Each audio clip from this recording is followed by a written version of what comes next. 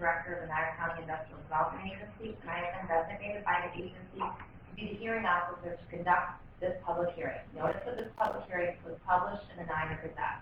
We are here to hold the public hearing on EW and KS Holdings LLC and/or individuals or affiliates, subsidiaries, or entities formed or to be formed on its behalf.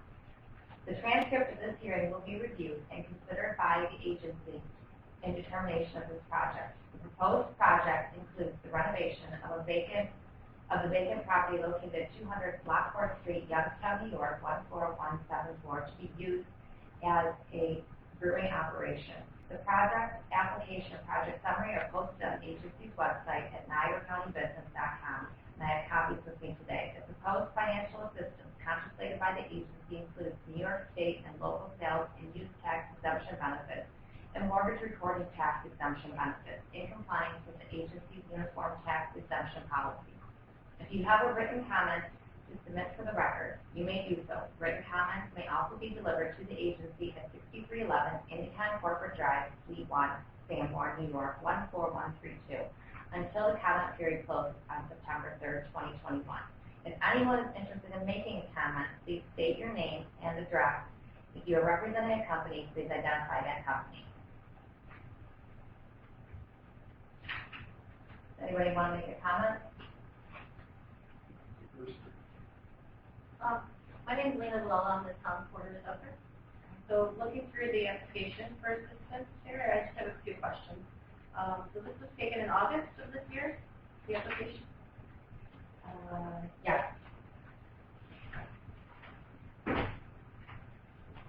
So on the application, it asks question number 7, has construction work on this project begun? It says no. This property had a permit issued in November of 2020 for renovating the property into a brewery, so the construction remodeling has already started. Okay, well, the permit says remodel, build out for brewery, right out is the reason for the permit. The estimated cost on the application for the permit was $250,000. So in your application, construction improvements is $420,000. Listing. I'm not sure what that includes. Perhaps more than just the renovation of the building itself. I don't have that information. So currently it's assessed for total land value $71,000, total assessment $277,000. The payment in lieu of tax agreement that you have estimates the new value at $620,000. And you have a little asterisk that says apply the equalization rate. Are you assuming it's going to have a $939,000 full market value that we are getting your $620 from? I'd have to go back and look, and I can get back to you on that. Okay. So your chart then, your pilot is going to estimated to be 15 years. Year 1, 20% of the payment. Those numbers are calculated using an assessment of 620. So I'm going to assume based on this chart that you were looking at 620 is the equalized assessed value. Because those numbers that you're projecting are using 620 to calculate using current existing rates. So using this chart that you have here, I'm going to use the school as an example because they have the largest tax rate. So the school's current taxes on the current assessed value is $6,320 a year. Using that current school tax rate and a $277,000 shelter. Year 1 of your pilot, 20%. Can you say that again? Sure. $277,000 assessment times the current school tax rate equates to $6,320 in taxes. 6,000. Say that again. 320. 320. Go ahead. I'm sorry. Go ahead. So those are the current school taxes paid right now in the existing facility. So if you look at year 1, you're proposing a 20% payment projected off of a $620,000 value. So 620, 20% of the actual tax, using that tax rate. You're coming out with a $2,830 payment. The school would actually be losing revenue of almost $3,500 in year 1. And they wouldn't get to the current rate of taxes until about year 10. So they'd be losing money for the first 10 years of this pilot.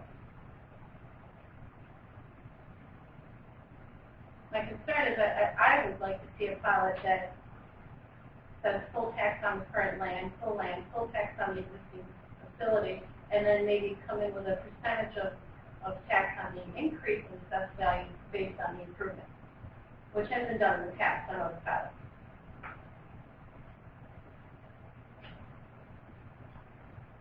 And this way, it holds the county, the town, the village, the school harmless.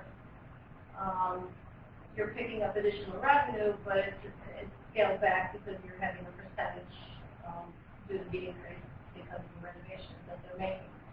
You're still giving their sales tax abatement and everything else that you're giving them as a result of taking a leasehold interest in the property, but the payment in lieu of tax is very lucrative that you have on here right now. Okay. Especially since it's an existing building, it's not a new building, it's already there, it's paying tax on something now. I would hate to see that go away and then have them lose revenue for 10 years. Okay. Thank you. You're welcome. Does anybody else have any comments? Mark Fox with the Village of Youngstown.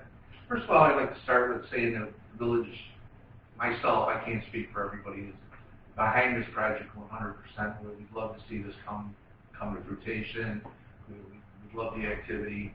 I know there's some concerns with the town. Our contribution, which the tax is lost, there is some loss of revenue for the village, but if we could get this to be part of the village, I think it'd be worth it on our behalf. My concerns basically are, should the goals not be met, are we going to, how do we recoup the money, or do we come back at it in 4 years if the project isn't what it's said to be? How do we come back and get it back to full market capitalization, taxation? What do we do here? I'm not exactly sure how we do this. But I am behind it. But I want to make sure that it's not a project that gets